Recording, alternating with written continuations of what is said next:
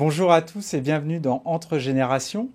Semaine de la fête de la musique oblige, nous recevons deux invités absolument exceptionnels sur le plateau. Michael Jones, bonjour. Bonjour.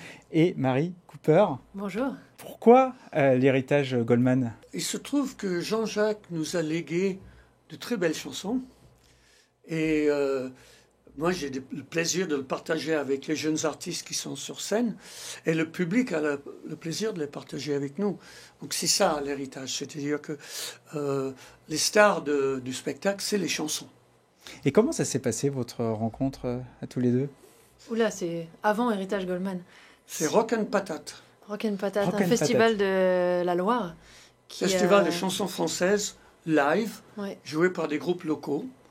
Nous, on venait des locaux de la France, quoi. Tout est local, c'est de la nourriture qui est servie jusqu'à la chanson, la musique qui est présentée. Même la bière. Voilà, tout était... Et on s'est rencontrés là-bas. Michael est venu voir le festival et l'a ensuite parrainé. Et moi, je faisais à l'époque toute la régie son et l'organisation. D'accord. Voilà. Et là, la rencontre... Et la rencontre a été que Michael a découvert le matériel qu'on utilisait. On n'avait pas du tout de budget, donc c'était très obsolète. Ouais. Et donc il a eu un peu pitié. Il m'a dit, tu veux pas voir comment on travaille avec mon équipe et comment on travaille le son et avec quel matériel aujourd'hui. Et je dis, bah si, évidemment. Et donc il m'a dit, bah choisis une date de ma tournée et tu viens. Et puis vous êtes plus quitté Et donc je suis arrivée, j'ai déchargé le camion et je n'ai pas arrêté de le suivre. Comment est-ce qu'on s'approprie le patrimoine musical de Jean-Jacques ? Alors, c'est pas une question pour moi parce que moi, j'ai participé à la création. Donc, j'ai pas eu ce problème. C'est plutôt à Mary de répondre à cette question. Je sais pas si on se l'approprie vraiment, mais on essaye en tout cas de pas le trahir. Et ça, c'est la difficulté parce que il faut arriver à restituer le message, parce que c'est des chansons avec un message pour la plupart, restituer la mélodie, alors qu'on n'a pas du tout la même tessiture, la même identité vocale, et restituer l'émotion. Et ça, c'est, je trouve, ce qu'il y a de plus difficile, c'est d'arriver à faire passer l'émotion juste. Donc je ne sais pas si on y arrive, mais en tout cas, le public ne reste pas insensible. Et vous êtes de générations différentes. Est-ce qu'on a une lecture différente, justement, de ce patrimoine ? Quand on parle de lecture, par exemple, à l'époque où moi j'apprenais la musique se transférait par la lecture. C'est-à-dire qu'on lisait la musique. Aujourd'hui, ce n'est plus le cas. Aujourd'hui, on peut faire de la musique sans être vraiment musicien. Je sais pas, c'est pareil. Mary est plus apte à répondre par rapport à ce qui se passe. Parce qu'elle est de la génération informatique. Nous, on faisait ça sur des magnétos à l'époque. Oui, ça va beaucoup plus vite. Il y a moins d'échanges humains, peut-être. Parce qu'effectivement, on peut envoyer une chanson enregistrée sur le téléphone ou sur un ordinateur et à l'autre bout du monde, la personne va chanter, un autre musicien dans l'autre coin du monde va mettre une guitare. Donc il y a beaucoup plus de liberté artistique, ça va plus vite, mais il y a peut-être moins de partage jusqu'au moment... en tout cas, en création, il y a peut-être moins d'échanges humains, je ne sais pas, mais... Alors, vous êtes en tournée actuellement, Héritage Goldman. Peut-être qu'on va regarder un petit clip de présentation. Un simple geste humain, qu'on se dessert ainsi dans le coin. J'irai au bout de mes rêves, tout au bout de mes rêves. J'irai au bout de mes rêves, où la raison s'achève.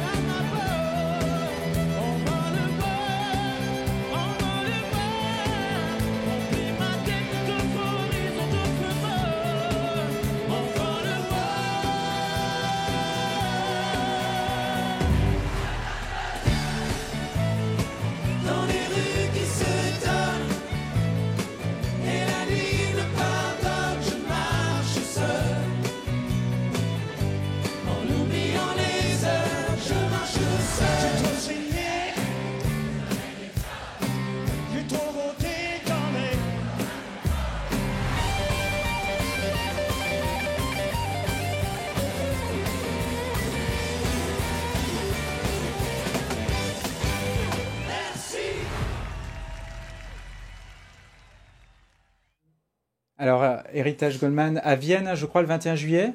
Voilà. Et vous avez également votre propre actu. Est-ce Oui. que vous pouvez nous en parler? C'est à Mary de parler. J'ai eu la chance de pouvoir composer 5 titres complètement inédits avec Michael et avec Christophe Bosch, qui est un des musiciens aussi de Héritage Goldman, musicien-chanteur à la basse. Et cet album, pour le moment, est disponible uniquement sur la tournée. Et il y a un single accessible en ce moment sur les plateformes et la suite va bientôt arriver sur les plateformes de streaming. Et ça vous dirait qu'on se fasse un petit live pour conclure? Allez, démonstration. Démonstration.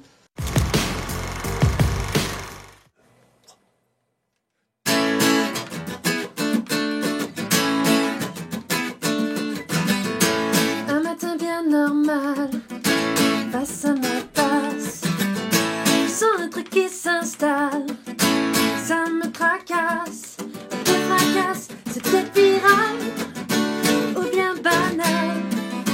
Je me prélasse en terrasse, je verrai bien si ça passe. Même pas faim, envie de rien, médecin et l'apothicaire, rien à faire. Mon problème, c'est la flemme. La flemme, ça m'a pris tout d'un coup de mou. C'est sûrement pas contagieux, tant mieux pour eux. Le diagnostic est sans appel, c'est biologique. Un petit cocktail comme remède, je verrai bien si ça m'aide.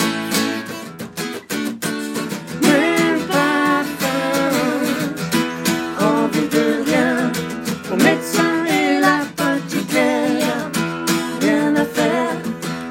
Mon problème, c'est la flemme. Merci à tous les deux. Et on rappelle donc le single Des nous et des liens.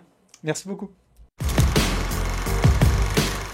Je retrouve Christophe Dercan. Vous coordonnez les audacieux et audacieuses. Qu'est-ce que c'est? C'est une association nationale qui œuvre pour le bien vieillir des seniors LGBTI avec pour ADN être soi à tout âge et permettre aux seniors, avec ses spécificités, d'être maîtres de leur vieillissement. Et on va voir tout de suite un sujet, la Maison de la Diversité que vous réalisez à Lyon. La Maison de la Diversité, c'est un habitat participatif, inclusif pour seniors LGBTI et leurs amis hétéro-alliés. C'est un projet unique en France, des cohabitants, cohabitantes qui vont faire un groupe et qui décident d'habiter ensemble autour d'un vrai projet, autour des mêmes valeurs.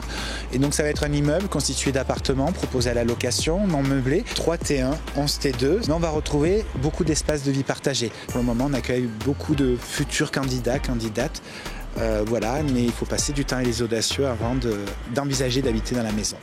Livraison prévue été 2025, on a pris quelques délais. Moi, ce qui m'a attiré dans ce projet, c'est l'aspect citoyen, de ne pas être obligé de refaire son coming out, de ne pas être obligé d'expliquer pourquoi on reçoit un homme ou une femme chez soi, d'être dans un environnement bienveillant. C'est vrai que quand on commence à prendre de l'âge et qu'on est obligé de se retrouver dans un milieu hétéro et de nouveau de devoir expliquer ou se cacher, c'est pas agréable en fait. Alors Christophe, si nos téléspectateurs veulent rejoindre l'aventure et vivre dans cette maison, comment ils font? Déjà, il faut qu'ils deviennent des audacieuses et des audacieux. C'est un projet qui rejoigne notre association parce que qui dit habitat participatif dit faire groupe. Et donc, ce sont les habitants et habitantes qui vont se choisir et qui vont décider de vivre le plus longtemps possible dans cette première maison de la diversité qui voit le jour à Croix-Rousse. Et donc, il faut d'abord comprendre notre philosophie, quelles sont nos valeurs, adhérer au projet de vie sociale et partagé et profiter de temps qui sont organisés par l'association pour passer du temps avec déjà les premiers cohabitants, en tout cas ceux qui se projettent depuis quelques mois. Et ainsi, le groupe va se choisir à décider ensemble, collectivement, les règles de la gouvernance de la maison, les activités qu'il y aura dans cette maison, comment on gère les conflits aussi, on leur apprend.